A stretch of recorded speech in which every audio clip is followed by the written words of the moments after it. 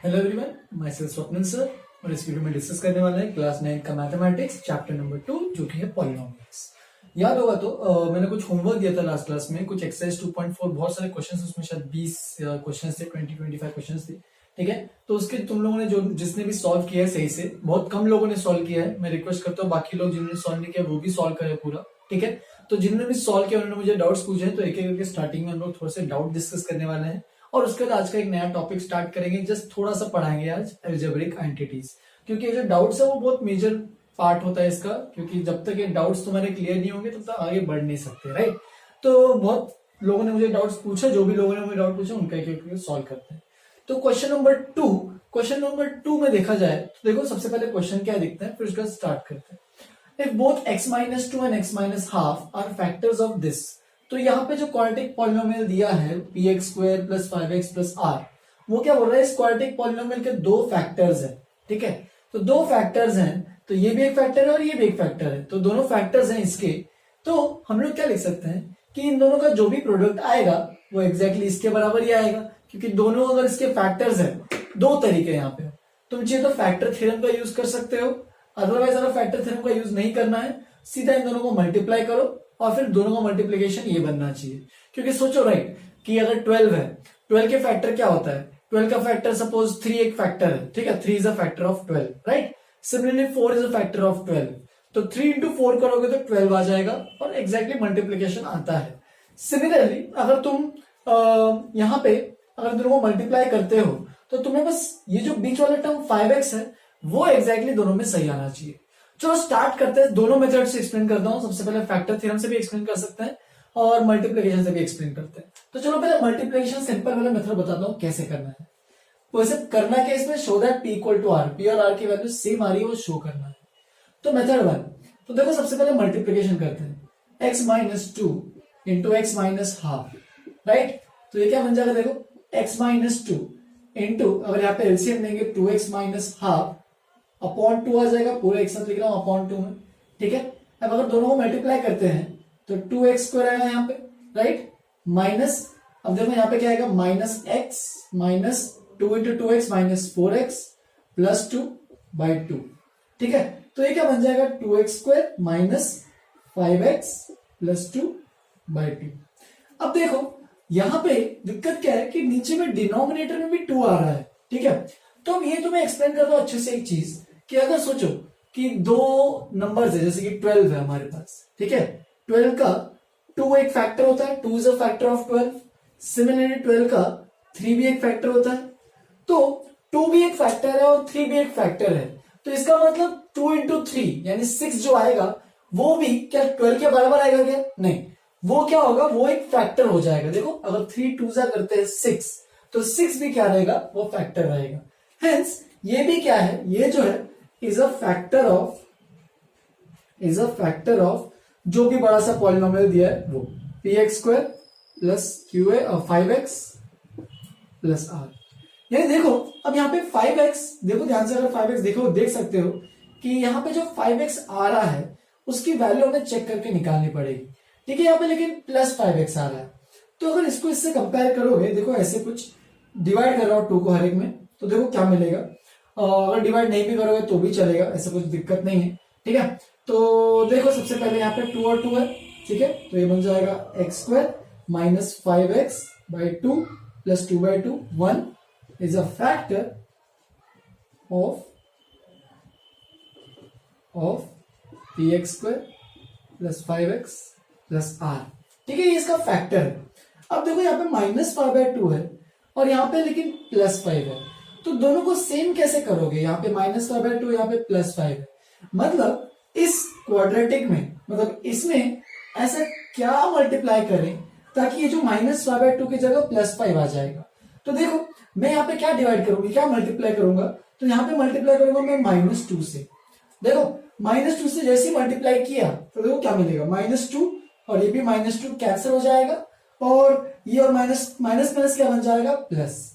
तो देखो यहाँ पे प्लस 5x आ जाएगा, यानी ये बन जाएगा देखो इस तरीके से कुछ, -2x² प्लस 5x -2। तो इस तरीके से हमारे पास क्वाड्रेटिक बन जाएगी। Hence p is equal to -2 and r is equal to -2 यानी पूरा क्लियरली दिख ही रहा है कि P is equal to R। तो इस मेथड से डायरेक्ट मल्टीप्लीकेशन से भी कर सकते हो। अगर तुम्हें डायरेक्ट मल्टीप्लीकेशन से नहीं करना है तो यूजिंग फैक्टर थ्योरम भी कर सकते हो। वो भी कैसे, देखो ये भी एक सिंपल मेथड है, मेथड 2 करके लिख सकते हो, यूजिंग फैक्टर थ्योरम। तो फैक्टर थ्योरम क्या कहता है कि अगर ये जो लीनियर टर्म है, ये अगर इसका फैक्टर है तो यहाँ पे इसका अगर जीरो निकालोगे तो x minus two equal to zero, तो क्या हो जाएगा x की वैल्यू 2। अब अगर ये x की वैल्यू 2 इस क्वाड्रेटिक पॉलिनोमियल में पुट करते हो, चलो उसको मैं मान देता हूं f ऑफ x है, ठीक है, px square plus 5x plus r। तो x की जगह 2 पुट कर रहा हूं मैं, ध्यान देना, अभी x की जगह 2 पुट करोगे तो उसका यूजिंग फैक्टर थ्योरम अगर बोला जाए, क्योंकि अगर ये x माइनस टू अगर इसका फैक्टर है तो उसकी वैल्यू, जब ये वैल्यू इस पॉलिनोमियल में पुट करेंगे तो वैल्यू 0 आएगी।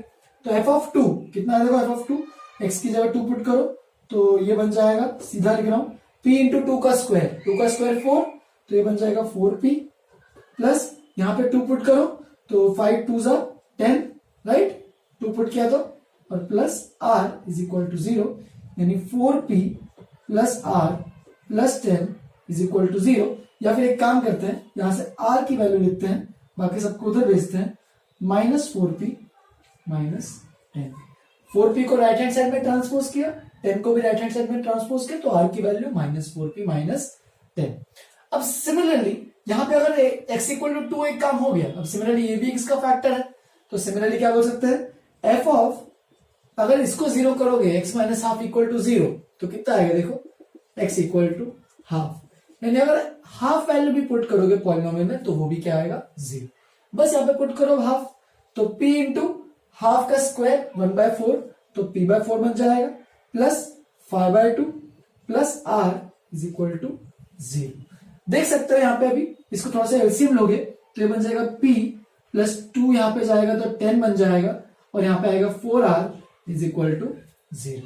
अब देखो यहाँ पे क्या करो, ये जो r की वैल्यू निकाली है, r is equal to minus 4p minus 10, ठीक है, थोड़ा सा इस साइड लेके जाते हैं इसको, और थोड़ा सा उधर का जगह यूज करते हैं, ठीक है।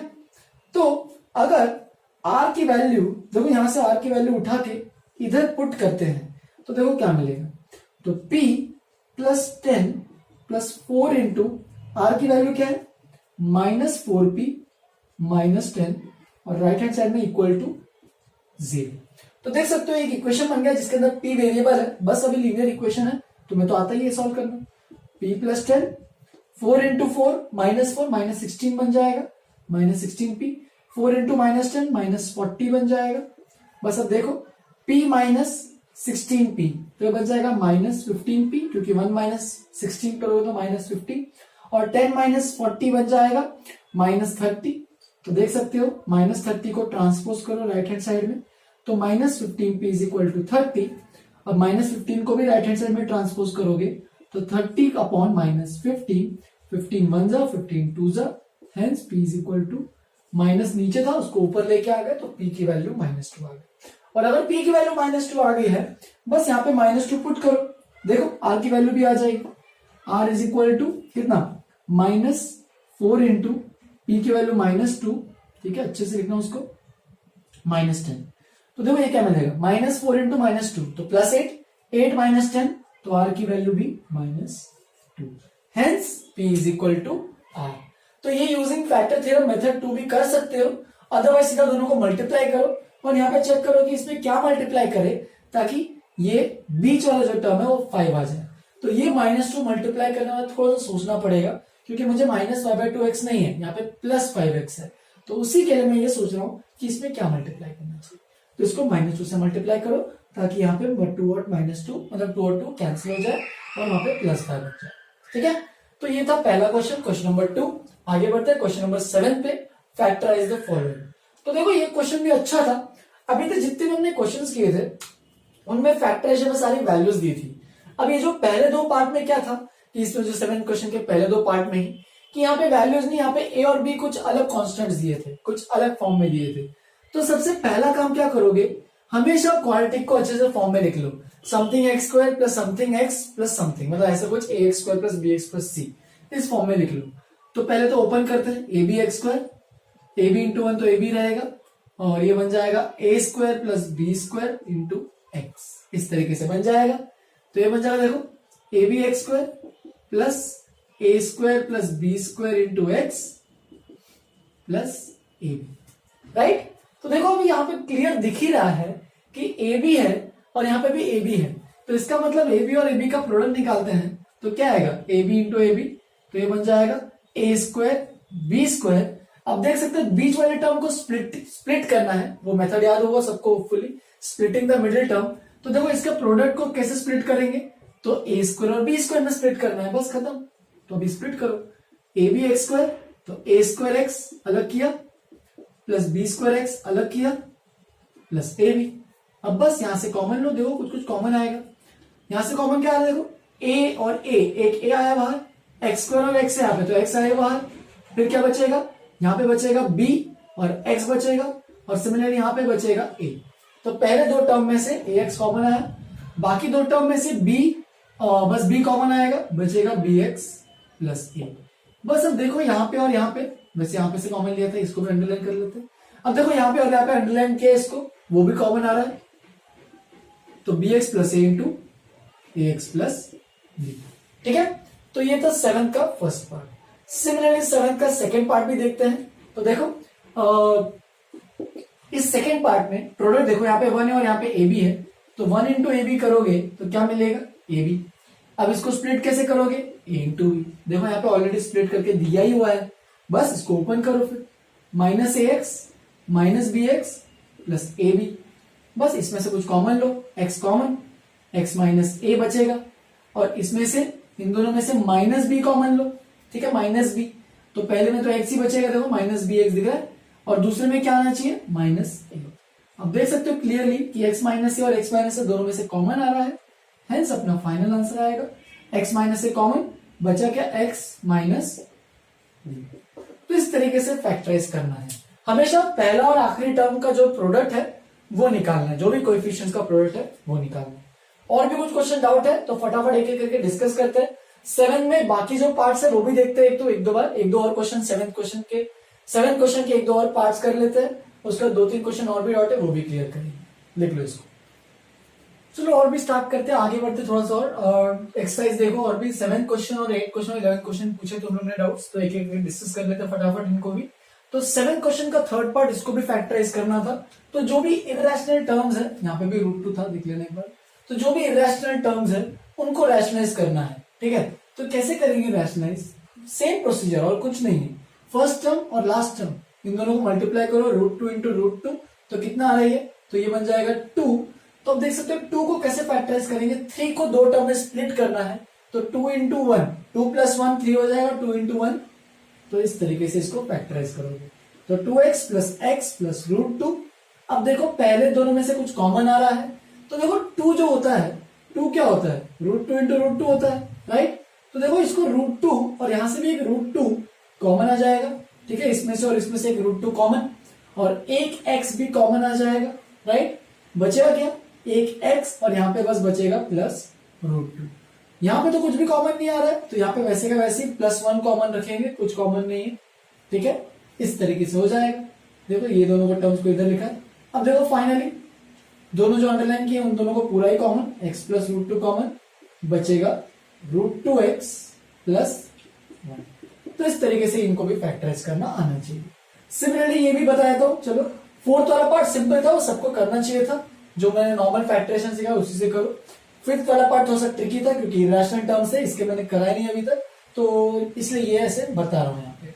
तो देखो फर्स्ट और लास्ट का मल्टीप्लीकेशन, 5√5 इंटू 3√5, तो बन जाएगा 5 3 15, एंड √5 इंटू √5 क्या बन जाएगा 5। तो देख सकते हैं यहाँ पे क्या बन रहा है, 15 5 75, तो दोनों का प्रोडक्ट आ रहा है 75। तो देखो 75 को कैसे ब्रेक करेंगे, ताकि दो टर्म में स्प्लिट करना है, ताकि दोनों का सम 20 आ जाए। तो देखिए ऊपर ही मैंने लिखा है 15 और 5, तो बस स्प्लिट करो, 5√5x square plus 15x plus 5x plus 3√5, इस तरीके से इसको स्प्लिट करेंगे, राइट। अब देखो पहले दो टर्म में कुछ कॉमन आ रहा है, तो एक तो 5 तो आ ही रहा है, क्योंकि 5 और 5 5 3 15 बन जाएगा, और बस इतना ही कॉमन आ रहा है, और एक और x भी कॉमन आ रहा है ऑफकोर्स। देखो x स्क्वायर और x है यहाँ पे, तो एक x कॉमन, तो 5x कॉमन आ गया, बचा क्या √5 बचा है और x बचा है, और यहाँ पे प्लस 3। सिमिलरली यहाँ पे देखो ये 5 है और यहाँ पे √5 है। जैसे कि हमने यहाँ पे √2 और 2 था, उसमें से √2 कॉमन लिया था। यहाँ पे 5 और √5 है तो उसमें से √5 कॉमन, तो देखो क्या बचेगा, √5x प्लस यहाँ पे तो बस बचेगा 3। तो √5 कॉमन है तो √5x प्लस 3। अब देखो वापस से दोनों कॉमन आ रहे हैं, ठीक है, ये दोनों अंडरलाइन कर लेता हूं। तो √5x प्लस 3 बाहर बचेगा 5x प्लस √5, ठीक है। तो ये है सारे फैक्टराइजेशन के बेसिक एग्जांपल्स, ठीक है। तो इसी तरीके से अभी 8th वाला क्वेश्चन भी करेंगे। देखो ये तुम खुद भी रिजल्ट चेक कर सकते हो। जैसे तुम फैक्टराइज करोगे ना, तुम इन दोनों को मल्टीप्लाई करके अच्छे से ओपन करके चेक करो क्या यही आ रहा है कि नहीं। इन दोनों को मल्टीप्लाई करो अच्छे से, स्टेप बाय स्टेप ओपन करके चेक करो यही आ रहा है कि नहीं। तो इसीलिए ये जो फैक्टराइजेशन के क्वेश्चन होते हैं वो हमेशा अच्छे सिंपल क्वेश्चन होते हैं, क्योंकि इसमें तुम खुद से भी कर सकते हो, खुद से वेरीफाई कर सकते हो कि अपना आंसर सही आया या नहीं आया, खुद से चेक कर सकते हो। बस मल्टीप्लाई करो और देखो कि वापस से क्वेश्चन बन रहा है कि नहीं बन रहा। नेक्स्ट क्वेश्चन पे आता है ये वाला। तो ये वाले क्वेश्चन में थोड़ा सा आइडेंटिटी का यूज होता है। तुम्हें मैंने पहले ही बताया कि a प्लस बी का होल क्यूब जो होता है वो होता है a cube plus B cube plus 3ab into A plus B, right. तो ये मैंने पहले ही बताया था, बहुत लोगों को इस तरीके से भी याद है, a प्लस बी का whole cube is a cube plus B cube plus 3a square B plus 3ab square. इस तरीके से बहुत लोगों को याद होगा, लेकिन ये इसी का फैक्टराइजेशन है और कुछ नहीं। देखो 8a क्यूब, तो 8a क्यूब को क्या लिख सकते हैं तुम, एक और स्टेप तो यूज कर ही सकते हो, लेकिन उससे अच्छा ये वाला यूज करो, ज्यादा आसान जाएगा। 2a का होल क्यूब, राइट। फिर यहाँ पे b को तो वैसे रखो, b का होल क्यूब, ये 2a का होल क्यूब सबको समझ में आया होगा होपफुली, क्योंकि 8 जो होता है वो 2 का क्यूब होता है। सिमिलरली यहाँ पे ए बी है, ठीक है। तो ये क्या बन जाएगा, देखो यहाँ पे मेरे ख्याल से ए बी स्क्वायर होना चाहिए था, चेक करना क्वेश्चन में एक बार, ठीक है। तो चलो देखते हैं। तो इसमें देखो क्या क्या कॉमन आ रहा है। तो इसमें आ रहा है अपने पास 3 तो कॉमन आ ही रहा है, इनफैक्ट 6 ही कॉमन आ रहा है, पूरा 6 ही कॉमन ले लेते हैं, 6ab कॉमन। तो बचा क्या, देखो 2a बचा है और प्लस यहाँ पे 6ab कॉमन, तो b बचा है। वहां पे चेक कर लेना, वो b स्क्वायर होना चाहिए तभी ये कॉमन हो सकता है, अदरवाइज पॉसिबल ही नहीं है। बस देखो अभी 2a का whole cube plus b cube plus 3 into 2a, क्योंकि 6 को मैं स्प्लिट कर दिया, 3 2 जा, b को वैसे ही 2a प्लस b। बस अब ये फॉर्मूला देखो ध्यान से, ये वाला जो मैंने लिखा है साइड में, ये फॉर्मूला देखो, सेम वही तो नहीं लिखा है 2a, बस a की जगह क्या है यहाँ पे 2a है, देखो a की जगह बस 2a है, तो ये किसका फॉर्मूला बन जाएगा 2a प्लस b का होल क्यूब। तो ये वाला क्वेश्चन ऑप्शनल है तुम लोग के लिए, क्योंकि नेक्स्ट जो टॉपिक है अलजेब्रिक आइडेंटिटीज, अगर वो समझ में आएगा तो ये अच्छे से कर पाओगे, ठीक है। तो अभी अगर नहीं समझ में आया तो बिल्कुल कोई टेंशन नहीं है, छोड़ देना। आगे जब मैं अलजेब्रिक आइडेंटिटी स्टार्ट करूंगा उसमें यही सब फॉर्मूले समझाने वाला हूं, तो उनको समझना अच्छे से। चलो फिर नेक्स्ट क्वेश्चन देखते हैं, क्वेश्चन नंबर 11 का सेकंड पार्ट। अगर जिन्होंने पहले लिखा नहीं होगा ये वाले इसके पहले वाले क्वेश्चन तो लिख लो, मैंने यहाँ पे मिटा दिया है, ठीक है। तो पीछे रिवाइंड करके पूरा जो पहले के जो क्वेश्चन है जिनको अपने नोटबुक में लिखने हैं वो लिख सकते हो वापस से पीछे जाके, ठीक है, क्योंकि ये क्वेश्चन थोड़ा सा लेंदी जाएगा, क्योंकि क्यूबिक है 11 का सेकंड पार्ट, ठीक है। 11 का फर्स्ट पार्ट बहुत लोगों ने कर लिया था, वो वाला फर्स्ट पार्ट किसी ने डाउट पूछा नहीं है, इसलिए मैं सेकंड पार्ट बता रहा हूँ, क्योंकि सेकंड पार्ट 2-3 लोगों का डाउट आया था, तो उनको पहले फटाफट डिस्कस कर लेते हैं। तो ऐसे क्यूबिक क्वेश्चन में सबसे पहली चीज क्या करोगे कि पहले तो इसको, जो इसका यहाँ पे सबसे पहले जो कोएफिशिएंट है, हाईएस्ट पावर का जो कोएफिशिएंट है यानी 2, उसको तुम्हें 1 बनाना है। तो पूरे क्यूबिक को 2 से डिवाइड करना पड़ेगा। 2 से डिवाइड करोगे इसका मतलब क्या है, देखो ये क्या बन जाएगा T cube minus 5/2 T square minus 19/2 T plus 42/2। तो 42/2 अगर करोगे तो देख लेना वहां पे अगर 2 से डिवाइड करोगे तो ऑब्वियस सी बात है वहां पे 21 आएगा। फिर उसके बाद नेक्स्ट स्टेप क्या करते हो कि ये जो 21 है, जो कांस्टेंट टर्म है, उसके सारे फैक्टर्स निकालते हो। तो 22 के फैक्टर्स एक एक करके निकालोगे, तुम्हें ऑब्वियसली पता ही है कि 1 तो आएगा ही, 1 तो सबका फैक्टर रहता है, 3 भी आएगा, 21 का फैक्टर 3 रहता है, और ऑफकोर्स 7 भी आएगा क्योंकि 7 भी उसका फैक्टर है, एंड सिमिलरली 21 भी आएगा, वो भी लिख सकते हैं, लेकिन इतना तक जाने की जरूरत नहीं है, ठीक है। तो +-1 +-3 +-7 +-2 ये सारे इसके क्या है फैक्टर्स है, ऑल पॉसिबल फैक्टर्स। लेकिन हमें एक एक अभी क्या करना है, प्रोसीजर क्या है तुम लोग को याद दिला देता हूं कि यहाँ पे जो भी मैंने कितने लिखे 2 2 2 और 2 8, टोटली 8 फैक्टर्स में से ये मतलब जो भी फैक्टर्स हैं अगर इसको सेटिस्फाई सही में कर रहे हैं, पॉसिबल फैक्टर्स है तो नहीं पॉसिबल है, तो सेटिस्फाई कर रहे हैं, तो इसका मतलब अगर यहाँ पे 1 वैल्यू पुट करता हूं और वैल्यू 0 आ गई तो x -1 उसका फैक्टर। सिमिलरली अगर -1 पुट करता हूं इस क्यूबिक में, t की जगह -1 और वैल्यू 0 आ रही है तो वो उसका फैक्टर बन जाएगा x + 1। तो इसी तरीके से हम लोग एक करके वैल्यू पुट करने वाले हैं। g(1), ठीक है, g(1) पुट करो तो 1 का क्यूब 1 ही आएगा, -5/2, तो वैसे का वैसी, -19/2 + 21, राइट। फिर g(1) चलो निकाल दे, थोड़ा सा सिंप्लीफाई करते हैं, तो ये 2 - 5 - 19 और ये बन जाएगा 42 बन जाएगा, राइट, क्योंकि 2 से एलसीएम ले रहे हम लोग। तो देखो कितना 0 आ रहा है क्या, 2 44 बन गया, 44 - 24, तो ये 0 नहीं आ रहा है, इसकी वैल्यू 0 नहीं आ रही, वरना नॉट इक्वल टू 0 सीधा लिख दिया, तुम चाहे तो पूरा वैल्यू निकाल के देख सकते हो।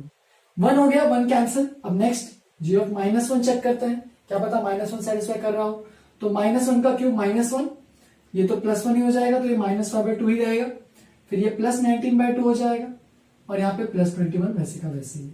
एलसीएम लेते हैं तो g(-1) कितना बनेगा, देखो -2 -5 +19 +42 अपॉन 2। तो देखो यहाँ पे कितना बन रहा है, 42 + 19 तो बन जाएगा 61 और 61 - 7, तो बिल्कुल ये भी 0 नहीं आ रहा है, कैंसिल। आगे बढ़ते हैं, g(1) और -1 तो हो गए, ये कैंसिल हो गए दोनों। नेक्स्ट g(3) ट्राई करते हैं, जो जैसे 0 आया वहीं पे रुक जाना है, ठीक है। तो g(3), x की जगह 3 पुट करो, तो 3 क्यूब होता है 27 -5/2 इंटू 3 का स्क्वायर होता है 9, ठीक है, सीधा कैलकुलेट कर रहा हूं, तो 3 का स्क्वायर है 9 और 5 9 जा 45, तो ये बन जाएगा 45/2 -19 3 जा, तो वो बन जाएगा 57/2 + 21। अगर वैल्यू कैलकुलेट करते हो यहाँ पे g(3) की, एलसीएम लेते हो, तो ये बन जाएगा 54 - 45 - 57 + 42 / 2। चेक करते हैं, 54 + 42 कितना हो जाएगा, 96 बन जाएगा, और ये कितना बन रहा है, 57 और 45 एडिशन करोगे तो ये बन जाएगा 92 बन रहा है। तो देखो ये 97 और 96 और ये 92 नहीं 102 बन रहा है, तो ये भी पॉसिबल नहीं है, ये भी 0 नहीं आ रहा है।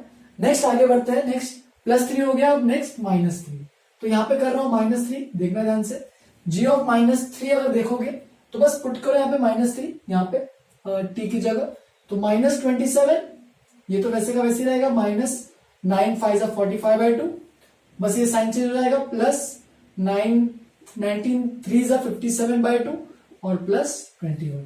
बस यहाँ पे एलसीएम में थोड़ा सा अच्छे से अभी वापिस से, -54 -45 +57 +42 अपॉन 2। बस अब देखो ये कितना बन रहा है, g(-3), तो देख सकते हो यहाँ पे -99 बन रहा है, ठीक है, और ये कितना बन रहा है, देखो ये भी 99 बन रहा है अपॉन 2। देख सकते हो दोनों कैंसिल हो रहे हैं और g(-3) एग्जैक्टली इक्वल टू क्या बन रहा है, 0। अब अगर g(-3) 0 बन रहा है, इसका मतलब हम लोग क्या बोल सकते हैं, therefore using factor theorem we can say that अगर -3 पे 0 आ रहा है तो x + 3 is a factor of जो भी है x + 3 सॉरी t + 3, क्योंकि कहानी यहाँ पे t में है ना, तो इसलिए t + 3 is a factor of, ये पूरा चीज तो लिख सकते हो यहाँ पे, is a factor of this, ठीक है। अब अगर उसका वो फैक्टर है तो क्या करोगे, यूजिंग लॉन्ग डिवीजन, लिख देना अच्छे से, using long division algorithm 2t³ - 5t² - 19t + 42 को डिवाइड करना पड़ेगा t + 3 के साथ। तो अब देखो t + 3 को इससे डिवाइड करो, तो t + 3 सबसे पहले 2t³ है, तो यहाँ पे 2t² बन जाएगा, तो देखो ये बन जाएगा 2t³ और 3 2 6, तो 6t², सब्ट्रैक्ट करो, ये कैंसिल, ये -11t² - 19t। अब देखो यहाँ पे t है, यहाँ पे -11t² है, यहाँ पे -11t से मल्टीप्लाई करना पड़ेगा, तभी यहाँ पे -11t² बनेगा। बस लॉन्ग डिवीजन परफॉर्म करना है, इसका आगे तुम लोगों को पता ही है, -33t, ये हो जाएगा प्लस, ये हो जाएगा प्लस, ये कैंसिल, और 33 प्लस है तो +33 - 19, तो 19 में और कितना ऐड करना पड़ेगा, 14t से ऐड करना पड़ेगा, तो 14t + 42। अब बस यहाँ पे 14t है, यहाँ पे t है, तो बस यहाँ पे एक और 14 से मल्टीप्लाई करो, तो देख सकते हो काम पूरा हो गया है, 14 3 जा 42 ही होता है और रिमाइंडर 0 आना भी चाहिए था 0, क्योंकि ये जो है इसका फैक्टर ही है और फैक्टर होने के कारण इसका जब डिवीजन करोगे तो रिमाइंडर 0 ही आएगा। हेंस हम लोग क्या लिख सकते हैं इसके बाद, ये जो पूरे पॉलिनोमियल है, ये जरा ब्रैकेट में से लिख देता हूं, ये जो पूरा पॉलिनोमियल है is equal to quotient divisor divided जो भी पॉलिनोमियल था, डिवाइजर जिससे डिवाइड कर रहे हैं, into quotient 2t² minus 11t plus 14, ये कोशेंट प्लस रिमाइंडर तो 0 है तो उसको लिखने की जरूरत नहीं है। अब बस तुम्हें तो इसका कहानी पता ही है कि इसको फैक्टराइज कैसे करना है। क्यूबिक को हमने एक टर्म तो निकाल लिया, बचा क्वाड्रेटिक है, उसका कैसे करोगे, using splitting the middle term. तो देखो यहाँ पे 2 है, यहाँ पे 14 है, तो 14 इंटू 2 करोगे तो 28 बनेगा। अब 28 को दो टर्म में स्प्लिट करना है ताकि दोनों का सम 11 आ सके। तो देखो 7 इंटू 4 28 होता है, तो 11 को अगर लिखोगे तो 7 प्लस 4 लिख सकते हो।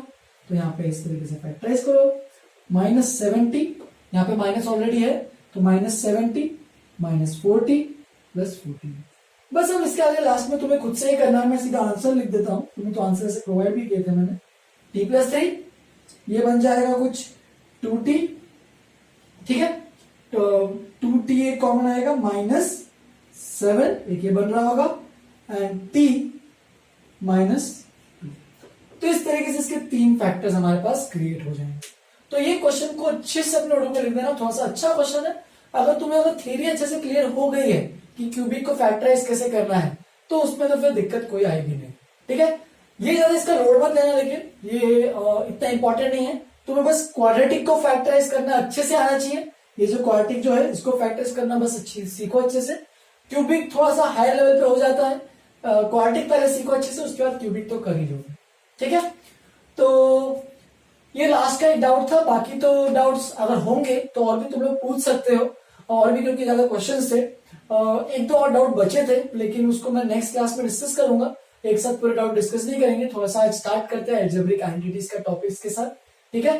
तो अभी इतना अच्छे से नोटबुक में लिखो। जिन्होंने पूरा नहीं किया एक्सरसाइज 2.4, मैं रिक्वेस्ट करता हूँ उनको पूरा अच्छे से कंप्लीट करो एक्सरसाइज 2.4, क्योंकि फिर नेक्स्ट क्लास में तुम लोग डाउट भी पूछ सकते हो नेक्स्ट क्लास से पहले, और मैं क्लियर भी कर पाऊंगा वीडियो के अंदर, ठीक है। और मैं सोचा था कि एक जूम क्लास हो जाए, लेकिन अभी यूट्यूब पे लेक्चर कर लेते हैं एक बार, ठीक है। चैप्टर खत्म होने के बाद एक जूम क्लास रखते हैं और उस पर टेस्ट भी रखेंगे, ठीक है। तो इसको फटाफट अपने नोटबुक में अच्छे से लिखो। स्टार्ट करते हैं नेक्स्ट आज का टॉपिक अलजेब्रिक एंटिटीज। चलो फिर फटाफट डिस्कस करके खत्म करते हैं नेक्स्ट वाला टॉपिक। ज्यादा टाइम नहीं लूंगा, थोड़ा लेंथी वीडियो बन रहा है इसलिए मैं फटाफट एक 5-10 मिनट में खत्म कर देता हूँ, ठीक है। तो अलजेब्रिक एंटिटीज, देखो नाम में ये अलजेब्रा, ठीक है। अलजेब्रा मतलब क्या होता है कि जो भी वेरिएबल्स, इनइक्वालिटीज, इक्वालिटी जो भी इन्वॉल्व रहते हैं उनको बोलते हैं अलजेब्रा। सब मिला के अगर कुछ बनता है तो उसको बोलते हैं अलजेब्रिक, ठीक है। तो अलजेब्रिक आइडेंटिटीज, आइडेंटिटी का मतलब क्या होता है कि वो एक यूनिवर्सल ट्रुथ है। ये जो भी मैं इक्वेशंस लिखूंगा, जो भी इक्वालिटीज लिखूंगा, वो तुम हर जगह दुनिया के हर कोने में कहीं भी अप्लाई करोगे, ये वही इक्वेशन देगा, ठीक है। तो दिस इज यूनिवर्सल ट्रूथ है। ये मैथमेटिक्स के मतलब बड़े बड़े इक्वेशन को सॉल्व करने के लिए ये सब तो यूज होने वाले हैं। तो टोटल मैंने यहाँ पे 11 फॉर्मुलेज लिखने वाला हूं फटाफट। तुम लोग को थोड़े से तो आते ही हैं ऑफ कोर्स, लेकिन बाकी जो डिफिकल्ट, जो नए नए इंट्रोड्यूस करने वाला हूं तो उनको भी अच्छे से समझना है। स्पेशली जो लेफ्ट हैंड साइड में लिखे हैं उनको तुम्हें याद रखोगे तो अच्छी बात है, नहीं याद है तो ये याद कर लो, ये मेजर है। फर्स्ट से लेकर 7 तक तो 100% याद करना ही पड़ेगा, ठीक है। 8, 9, 10 और 11 थोड़े से डिफिकल्ट लेवल के होते हैं तो थोड़ा सा सोचना पड़ेगा। देखो अगर थोड़ा प्रैक्टिस करोगे तो तुम्हें ये भी याद हो जाएंगे, इसमें भी कोई बड़ी डिफिकल्टी बिल्कुल नहीं आएगी, ठीक है। तो स्टार्ट करते हैं। सबसे पहली जो चीज है वहां पे लेफ्ट हैंड साइड में जो सबको आता ही है कि ये क्या है, अगर a प्लस बी का होल स्क्वायर है तो x प्लस वाई का होल स्क्वायर है, तो x square plus 2xy plus Y square. तो इसमें तो किसी को कोई दिक्कत नहीं है। सिमिलरली इसमें भी कोई दिक्कत नहीं आनी चाहिए, प्लस वाई स्क्वायर, ठीक है, माइनस बीच में आ जाएगा बस, ठीक है। ये आइडेंटिटी सबको ओपन तो करना आता ही है। ये आया कैसे है बेसिकली कि अगर यहाँ पे अगर x प्लस वाई है, ठीक है, और उसी को मैंने अगर x प्लस वाई से मल्टीप्लाई कर दिया और इन दोनों ब्रैकेट्स को एक एक करके ओपन किया तो इस तरीके से ये टर्म्स ओपन होने वाले हैं। ये x प्लस वाई का होल स्क्वायर, ये x माइनस वाई का होल स्क्वायर। सिमिलरली ये भी सबको पता ही है, हमने ये रैशनलाइजेशन में बहुत जगह यूज किया था। a plus B into A minus B, A square minus B square होता है, तो X square minus Y square की जगह X plus Y into X minus Y. ध्यान देना यहाँ पे लेफ्ट हैंड साइड में जो है वो सब कॉम्पैक्ट फॉर्म में है और राइट हैंड साइड में एक्सपैंडेड फॉर्म में है। हम लोग इनको एक्सपैंड कर रहे हैं, ठीक है, ज्यादा एक्सपैंड करके अच्छे से सिंप्लीफाई कर रहे हैं, ठीक है। क्वेश्चंस में काम आएगा अलग अलग तरीके से, वो क्वेश्चन नेक्स्ट क्लास में हम लोग देखने वाले हैं, ठीक है। अब अगर इसको भी ओपन करोगे, अच्छे से ब्रैकेट एक एक करके step by step procedure open करोगे, तो इस तरीके से तुम्हारे पास कुछ बन जाएगा। ठीक है, X square plus A X plus B x plus A B, मतलब A X plus B X में से एक्स कॉमन लेके मैंने ए प्लस बी लिखा है बस। ठीक है, फिर अगर ये भी एक है, ये तुमने शायद देखा होगा, अगर नहीं भी देखा होगा तो इसको भी अगर करके देखना अच्छे से, तुम जो तो रफ में पूरा कर सकते हो, X plus Y plus Z into X plus Y plus Z, ऐसे एक एक करके मल्टीप्लाई करते जाओ, X into X plus X into Y plus, ये कर सकते हो। अब इसका जो रिजल्ट है फाइनल में लिख रहा हूं, क्या है कि इसका भी स्क्वायर प्लस इसका भी स्क्वायर प्लस इसका भी स्क्वायर, तीनों का स्क्वायर करोगे प्लस ट्वाइस 2 टाइम्स ब्रैकेट बना लेना, दो दो की चीज के प्रोडक्ट करो, एक्स और वाई, वाई और जेड, एक्स और जेड, और तीनों का sum x y plus y z plus z x. तो इस तरीके से ये फिफ्थ वाला फॉर्मूला भी तुम्हें अच्छे से याद रखना है। सिक्स वाले में मैंने थोड़ी देर पहले बताया था, इस पे क्वेश्चन भी आया था, तो इसको अच्छे से देखो, ये वापस से फॉर्मूला लिखा देता हूं, X cube plus Y cube plus 3ab plus 3xy, क्योंकि एक्स और वाई की कहानी चल रही है, 3xy into X plus Y. तुम चाहिए तो और भी सिंप्लीफाई करके इसको ऐसे भी लिख सकते हो, एक्स क्यूब, इसको अगर ओपन करोगे, पहले इसको लिख रहा हूं 3xy और x, तो ये बन जाएगा 3x स्क्वायर वाई। ठीक है, फिर यहाँ पर 3xy और y है तो 3xy स्क्वायर, और लास्ट में y क्यूब, तो वैसे का वैसे ही लिखूंगा, तो ये भी लिख सकते हो। तो बनना सेम थिंग है, देख सकते हो, इसको मैंने बस शॉर्ट सिंप्लीफाइड फॉर्म में लिखा है, सारे ब्रैकेट्स को हटा के। सिमिलरली अगर इसको लिखना है तो इसको भी लिख सकते हो, X cube minus Y cube minus 3xy, हर जगह जहां पे भी प्लस वाई आ रहा है वहां पे माइनस वाई लिख दोगे, यहाँ पे जो भी वाई आए थे बस यहाँ पे वाई की जगह माइनस वाई डाल दो, तो यहाँ पे वाई की जगह माइनस वाई की जगह माइनस वाई, यहाँ पे वाई की जगह माइनस वाई। अगर इसको और भी अच्छे से ओपन करोगे तो इस तरीके से कुछ दिखेगा, minus 3x square Y plus 3xy square minus Y cube. तो ये भी फॉर्मुलेज है, ये इंपॉर्टेंट है, ये पहले 7 तक तो तुम्हें सबको अच्छे से याद रखना है, फर्स्ट 7 इंपॉर्टेंट फॉर्मुलेज है, इनको फॉर्मुले की तरह याद रखो। मतलब ये आइडेंटिटीज क्यों है, क्योंकि अगर तुम 2 + 3 का होल स्क्वायर करते हो, देखो 2 + 3 का होल स्क्वायर, तो 2 + 3 मतलब 5, यानी 5 का स्क्वायर 25 आएगा। अगर तुम ये फॉर्मूले का यूज करके निकालते हो तो भी चलेगा, देखो 2 स्क्वायर प्लस 2 इंटू 2 इंटू 3, देखो 2xy प्लस 3 स्क्वायर, देखो चलो कैलकुलेट करते हैं, 4 प्लस 2 2 = 4 3 = 12 प्लस 9। ठीक है, तो देखो निकालो कितनी वैल्यू आ रही है, तो 12 प्लस 9 बन जाएगा 21, और 21 प्लस 4 बन जाएगा 25। तो देखो सीधा भी अगर करोगे तो भी 25 आ रहा है, एक्सपैंड करके करोगे तो भी 25 आ रहा है, तो ये ऑलवेज वैलिड होगा, कोई भी तुम क्वेश्चन लो, ये सारे यूनिवर्सल ट्रूथ है, बेसिकली इनको बोलते हैं आइडेंटिटीज। इसमें तुम कोई भी वैल्यू डालो एक्स और वाई की जगह, हमेशा सेटिस्फाई करेगा। ठीक है, तो इसलिए बोलते हैं इनको आइडेंटिटीज। अब थोड़े से डिफिकल्ट पार्ट पे आते हैं, तो देखना X cube plus Y cube निकालना है मुझे, तो देखो मैं यहां से निकालूंगा X cube plus Y cube, यहाँ पे दिख रहा है X cube plus Y cube, तो इसको यहां से इधर निकालूंगा, मतलब ये जो पूरा टर्म है मैं पूरा लेफ्ट हैंड साइड में ट्रांसपोज करूंगा, तो इस तरीके से कुछ मिल जाएगा, देखो एक्स प्लस वाई का whole cube minus 3xy into X plus Y, right, ये भी लिख सकते हो। अब ये फॉर्मूला इस तरीके से याद मत रखो, देखो दोनों में से एक एक्स प्लस वाई कॉमन आ रहा है, तो देखो एक्स प्लस वाई अगर कॉमन लोगे तो क्या मिलेगा, तो ये मिलेगा, यहाँ पे एक स्क्वायर बच जाएगा एक्स प्लस वाई का, थोड़ा हटाता हूं यहां से, यहाँ पे एक स्क्वायर बच जाएगा एक्स प्लस वाई का होल स्क्वायर माइनस, और यहाँ पे कितना बचेगा 3xy।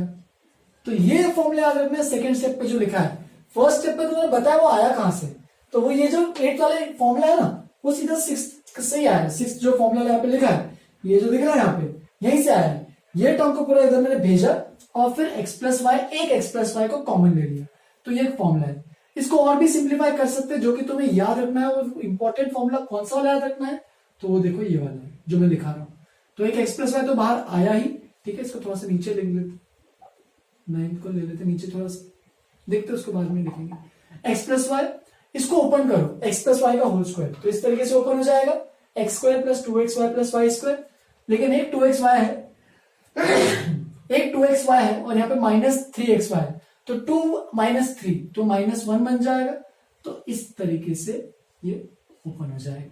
तो तुम्हें इसको और इसके जो ऊपर वाला मैंने जो लिखा है उन दोनों को याद रखना है, ये जो मैंने स्टार मार्क किया है ये वाला एंड ये वाला, इन दोनों को तुम्हें याद रखना है, स्पेशली जो बॉक्स किया है वो याद रखो तो अच्छी बात है। सिमिलरली अगर 9th वाला भी निकालोगे सेम, कौन से फॉर्मूले से, 7th वाले से निकालना है। देखो X cube minus Y cube, X cube minus Y cube, ये भी निकालते हैं।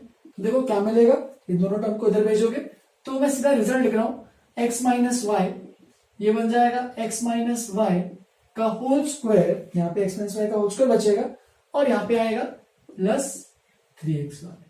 ठीक है, तो इस तरीके से ओपन होगा। या फिर अगर तुम्हें फॉर्मूला इसका इंपॉर्टेंट वाला फॉर्मूला याद रखना है तो ये याद रखो, x minus y x square plus Y square plus, ऐसे लिख लो, x square plus x y plus Y square. तो ये जो मैंने बॉक्स किया वापस से इसको याद रखो, अच्छी बात है। ठीक है, 8th और 9th हो गए, बचे 10th और 11th है। इसका मैं सीधा रिजल्ट बता देता हूं, तुम चाहिए तो राइट हैंड साइड को एक्सपैंड करके खुद भी चेक कर सकते हो। ठीक है, तो इसका रिजल्ट इस तरीके से कुछ आता है, X plus Y plus Z into X square plus Y square plus Z square minus X Y minus Y Z minus Z x. तो ये तुम्हारा फॉर्मूला, इसको भी याद रखना है। तुम चाहिए तो इसको पूरा अच्छे से एक टर्म बाय टर्म अगर एक्सपैंड करोगे तो दिख जाएगा कि ये एग्जैक्टली यही टर्म ऑब्टेन होने वाला है। तो इसको अच्छे से चाहिए तो ओपन कर सकते हो या फिर इतना भी देख, बस लिखना है, ये फॉर्मूला याद रखो तो अच्छी बात है। ठीक है, यहाँ पे एक इंपॉर्टेंट स्टेप क्या है कि अगर सोचो, अगर X plus Y plus Z 0 हो रहा है, अगर ये वैल्यू 0 हो रही है तो देखो ये राइट हैंड साइड में पूरा 0 हो जाएगा। और अगर राइट हैंड साइड पूरा 0 हो गया तो देखो X cube then X cube plus Y cube plus Z cube minus 3xz is equal to 0 बन जाएगा। तो इज इक्वल टू 3xyz लिख देते हैं। ये जो माइनस 3xyz है उस साइड इज इक्वल टू 0 था तो मैंने उसको राइट हैंड साइड में ट्रांसपोज कर दिया। तो ये जो है मैंने लिखा है ये इसका एक्सटेंशन है। मतलब अगर x plus Y plus Z किसी क्वेश्चन में 0 दिया है तो तुम ये लिख सकते हो X cube plus Y cube plus Z cube is equal to 3xyz। तो ये 10th वाला जो एग्जांपल है इसको तुम नोटबुक में तो लिख लो, ये ज्यादा इंपॉर्टेंट वालों में से नहीं आता है, बहुत रेयरली कभी ये पूछा गया है क्योंकि ये पूरा ओलंपियाड टाइप्स में आता है। और हायर जब 11th-12th स्टैंडर्ड में जाओगे तो ये बहुत जगह यूज होगा। अदरवाइज अभी के लिए तो बिल्कुल यूज नहीं होना, इसको दिमाग में ज्यादा मत लोड मत डालना। पहले 7 अच्छे से याद रख लो, इनफैक्ट पहले 9 भी याद रखो तो मोर देन इनफ है। ठीक है, फिर लास्ट वाला भी एक देखो, ये वाला जो पार्ट था वो यहाँ पे दिख रहा हो, तुम्हें ऑलरेडी दिख रहा है। ठीक है, तो इसका भी एक फॉर्मूला तुम चाहिए तो लिख सकते हो, तुम इसको डिराइव भी कर सकते हो राइट हैंड साइड का यूज करते हुए। तो ये मैं लिखा देता हूं। ठीक है, तुम चाहिए तो इसको रफ में ओपन करके वेरीफाई भी कर सकते हो। ठीक है, ये जो राइट हैंड साइड है इसके स्क्वायर सबको ओपन करना और 2 से डिवाइड करना, तो देख लेना एग्जैक्टली यही टर्म मिलेगा। ये दोनों जो लास्ट 10th और 11th है ये स्पेशली बहुत हाई लेवल पे है तो इतना दिमाग मत लगाना। सीधा मैंने जितना फॉर्मूला लिखा उतना लिख के छोड़ भी सकते हो, कोई दिक्कत नहीं है। तो मैं अगर इंटरेस्ट आ रहा है तो इसको थोड़ा सा एक्सपैंड करके रफ में देख भी सकते हो कि अच्छा ये आ रहा है कि नहीं। सिमिलरली इसको भी एक्सपैंड करके रफ में चेक कर सकते हो ये आ रहा है कि नहीं। तो ये तुम्हारे पे ऑप्शन है, तुम खुद से करो इसको अच्छे से। ठीक है, तो ये सारे अलजेब्रिक एंटिटीज है। मैं तुम्हें रिकमेंड करता हूँ ये तो नोटबुक में तो लिखो ही लिखो, और इसके अलावा एक पेज बना लो, उस पेज पे तुम्हें सारे के सारे फॉर्मूले अच्छे से अपने नोटबुक एक उस पेज पे लिख देने हैं। क्योंकि अब क्या होने वाला है, नेक्स्ट क्लास से मैं तुम्हें क्वेश्चन देते रहूंगा, बहुत सारे अभी क्वेश्चन ही करने वाले इन्हीं टॉपिक्स पे, अलजेब्रिक एंटिटीज पे। तो तुम्हें बस फॉर्मुलेस हैंडी होने चाहिए, बाजू में रहने चाहिए तुरंत। जैसे कि कोई भी क्वेश्चन आया तो तुरंत तुम्हें देखना पड़ेगा अच्छा कौन सा एंटिटी यूज करना है, कौन सा फॉर्मूला यूज करना है। तो इन्हीं में से कुछ ना कुछ तो यूज होना है। तो इसको अपने नोटबुक में तो लिखो ही लिखो, इसका अदरवाइज एक पेज बना लो जिसपे सारे के सारे फॉर्मुलेस एक जगह रहने चाहिए। और वो लास्ट तक जब तक तुम्हारा मैथ्स का कोर्स खत्म नहीं होता तब तक रहना चाहिए तुम्हारे पास, ये नहीं कि फेंक दिया कहीं पे जाके। ठीक है, तो चलो ये पे खत्म करते, थोड़ा सा लंबा वीडियो बन गया आज का, बट कोई दिक्कत नहीं है। मेजर डाउट्स ही थे आज का, बस पढ़ाया मैंने इतना सही है, एक अलजेब्रिक एंटिटीज। तुम्हारा काम है इसको अच्छे से आज बैठ के याद करना है। तो ये पूरा अच्छे से लिखो, नेक्स्ट क्लास में इस पे कुछ क्वेश्चंस करते हैं। आज के लिए इतना ही खत्म। ठीक है, चलो फिर have a good day, enjoy.